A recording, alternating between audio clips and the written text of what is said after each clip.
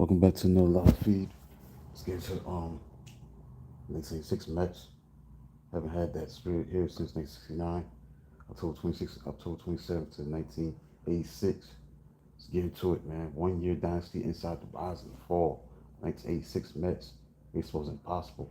One and done champions. Report Sunday.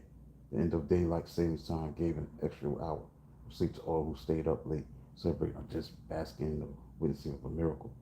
1969 was the miracle the press had called it. If the transformation from last place to pennant winner in 6 weeks in 1973 was miraculous, then 3-run rally with two out and none on and extra innings to stay off elimination was miracle number three. Only two are required for sainthood, but no World Series team had ever come up in this last at bat trailing by 2 runs and wound up winning. And Gary Carter stepped to the plate in the 10th inning of the game six. The Mets had a 1% chance of winning. Michael Mitchell, who wrote about win expectancy in the Saber Baseball Reference Journal in 2013 in spring, checked World Series elimination games since 1903, verified that the Mets are the lone team to win whose chance of winning could be counted on one hand or one finger. The next lowest figure is 6%, established by the 1960 Pirates. Game 7, matched by the 2011 Cardinals, who came back from 2 runs down in the 10th inning of Game 6, though they had runners on base, 4-2 were out. And miraculously, the rain helped feed this legend of Game 6, helped build a hype for Game 7. Boston's World Series against the 75 Reds. Game 6 was rained out for 3 straight days at Fenway. So when the teams finally played, the deferred position helped make the game crackle with energy from the first pitch to the last pitch, and a home run caused fixed body English believe that forever changed the way we watch home runs on television. It was such an epic game.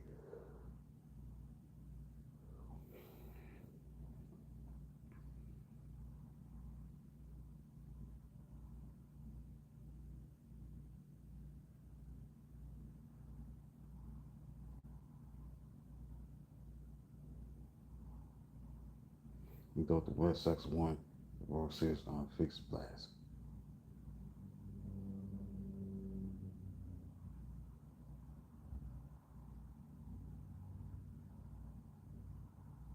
Was so lucky what they had.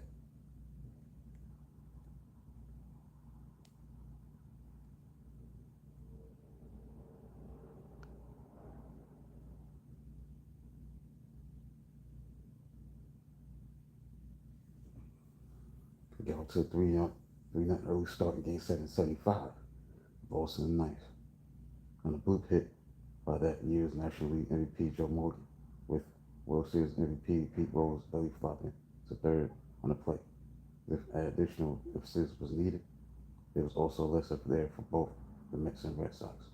A great game, maybe. Game 6 may be talked about forever, but it guarantees nothing in Game 7.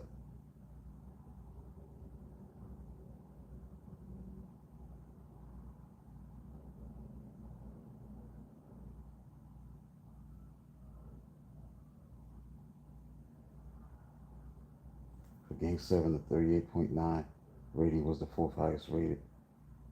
The 34 million was the lowest audience in history for a World Series game. That was going against ABC's Monday Night Football.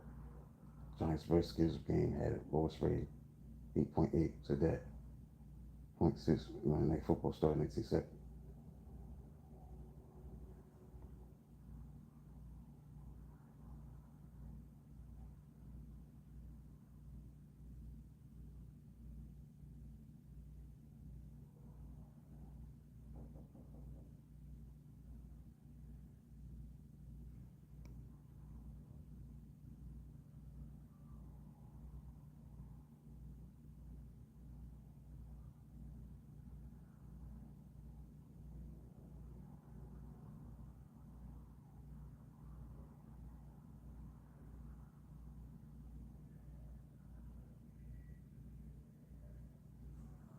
In a market of liabilities with first place on the line in a contentious Eastern Division of the Football Conference, the local rating in New York was the Nelson route in favor of the national pastime, 5.6 to 8.6 with NBC.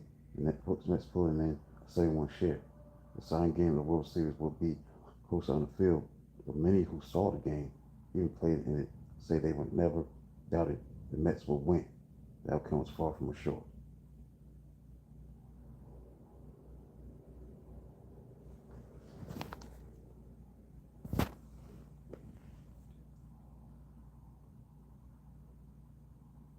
Mets had avoided a third showdown with Mike Scott in the LCS by winning that memorable extra inning Game 6 in the Astrodome. But this even more memorable extra inning Game 6 against was just got the Mets another date with Bruce Hurst. The same Mets who felt that there was no way to beat Mike Scott if there was a Game 7 in Houston felt the opposite way about a Game 7 in New York.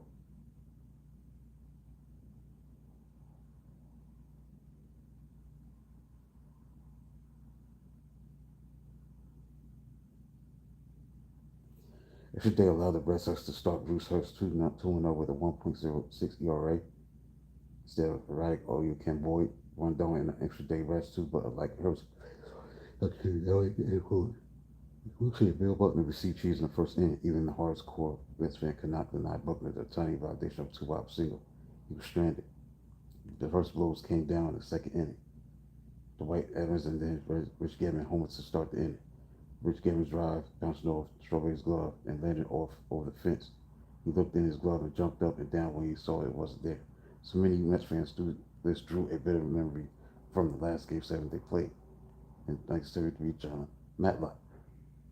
The lone Mets beside Dolan have started 3 times in the World Series, have been brilliant in the first 2 outings and allowed 2 home runs in Game 7. After the second home run in Oakland, Ray Jackson leaped down home plate. For Game 7, 1986 World Series, Jackson leaped to the phone, called the team that had eliminated his Angels in fashion less than 2 weeks earlier. Reggie spoke to Don Bell, whom he was traded for, John McNamara, whom he once played for, Bill Button, whom he sympathized with. By all this reasons, Reggie told Buck that what happened last night was just part of the game. He told me just let the guys get down. Don't let the guys get down. It's easy at this point to just sit back and not take it to them. I'm not going to sit back and just be a spectator.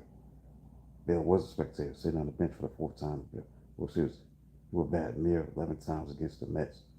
He hit 182. Bill could have replaced Buckner, who hit 188 and 32 at bats.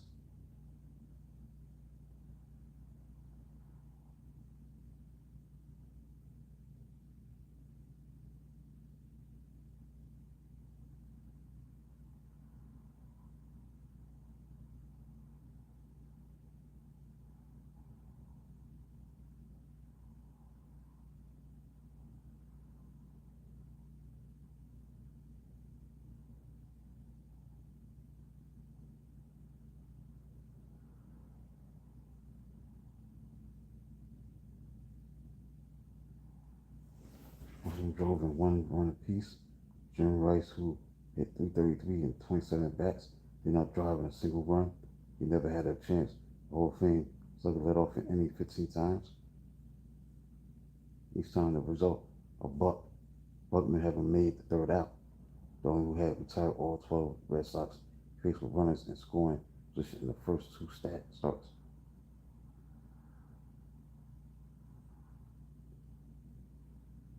On a 2-up single to Wade Box to make it 3-0 in the second.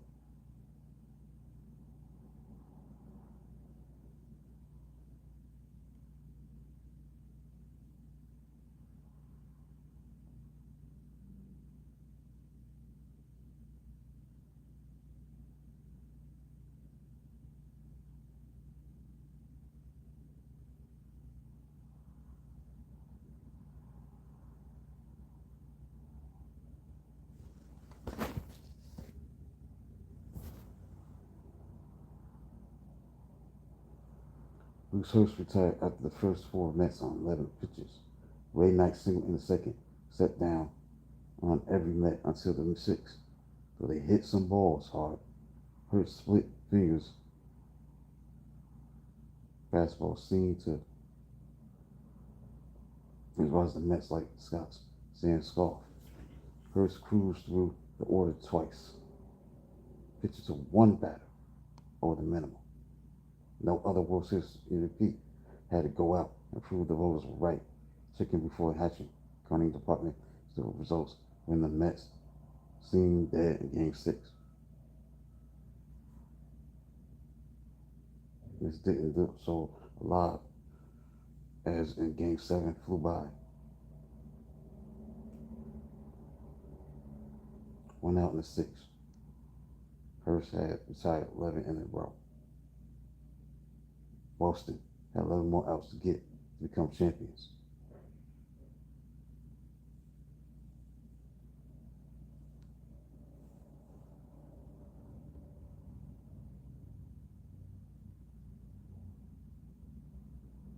He was really bad for Hernandez.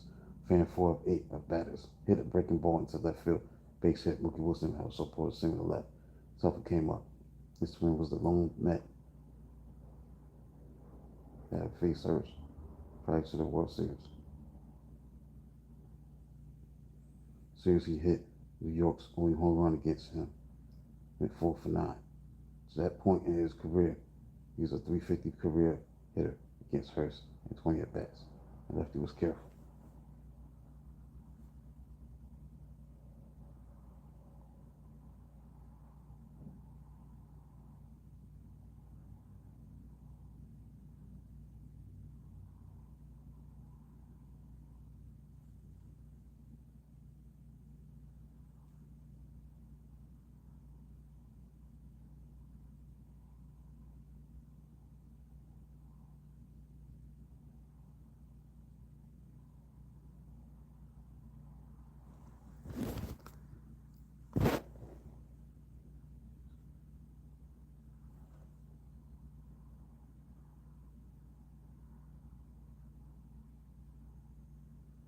The same held for Hurst to protect the 3-run lead to end 68 years of waiting.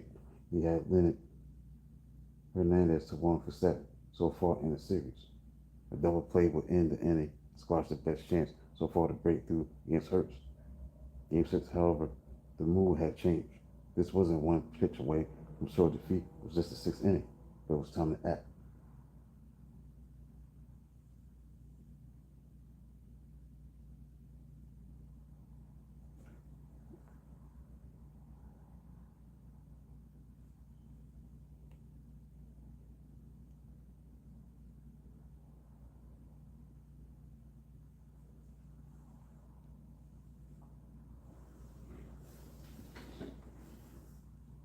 Crowd was on his feet.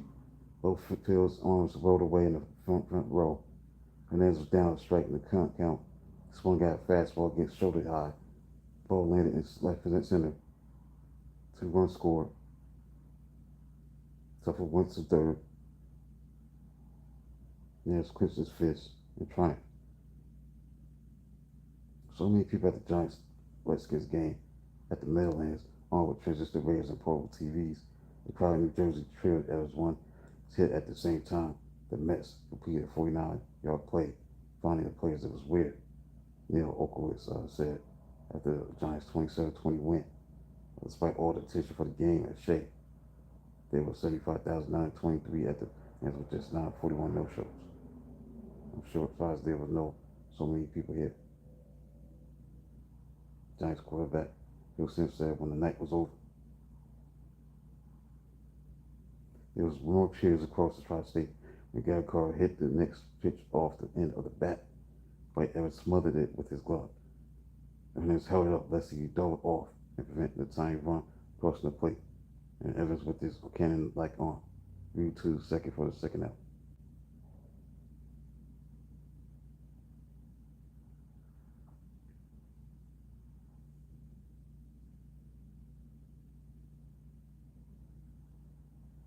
He stormed off the field, yelling at right field Dale Ford for not making a call earlier. Carter went on Hernandez, giving a better read on the play.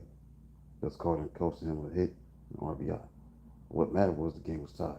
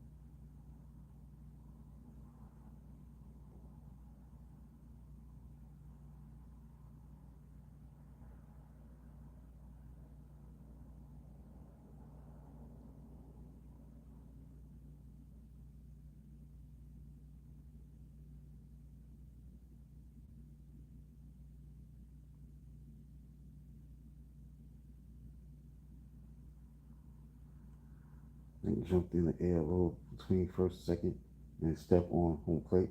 At the starting stump of Reggie Jackson against the Mets 1973 made the cover of Sports Illustrated Nightcap. Everyone in the Mets dugout hugged him and came out for the last curtain call, pointing toward wife Nancy Lopez. It was the first home run by the home team in the World Series just in time. Every night hit a home run.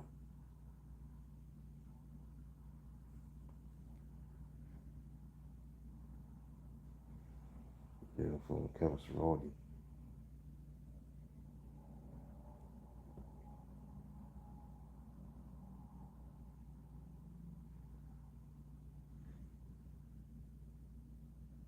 Todd Brooker, the Mets had another run on Rafael Santana's RBI single.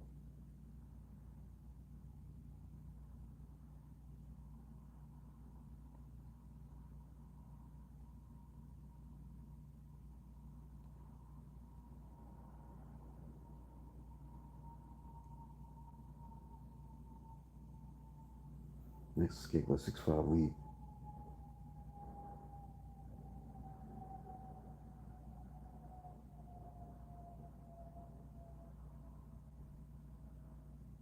Strawberry came up, hit another home run, hit a home run. That's an insurance home run.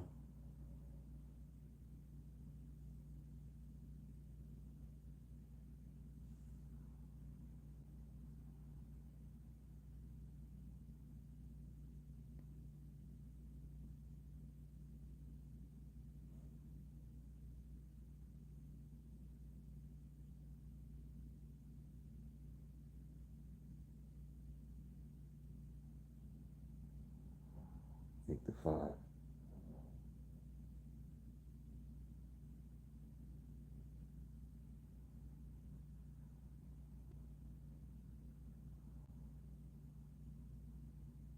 So it came down to the call from Murphy, by Murphy. Another pitch on the way, struck him out. The Mets have won. Series dream has come true. The Mets have won the World Series coming from behind to win the 7th game. That was it.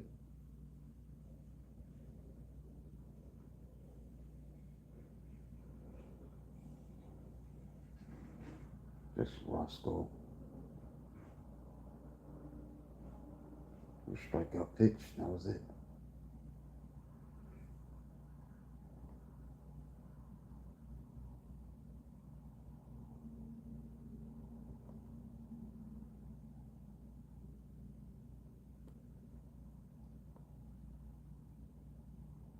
Marty Barrett. So he struck out.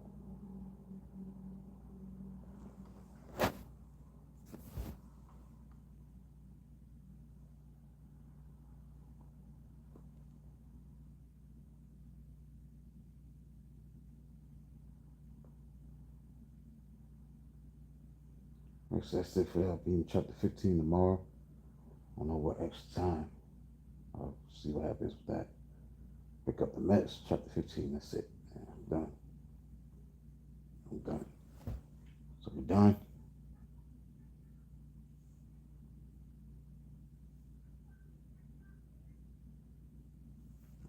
Get back later at 1 o'clock.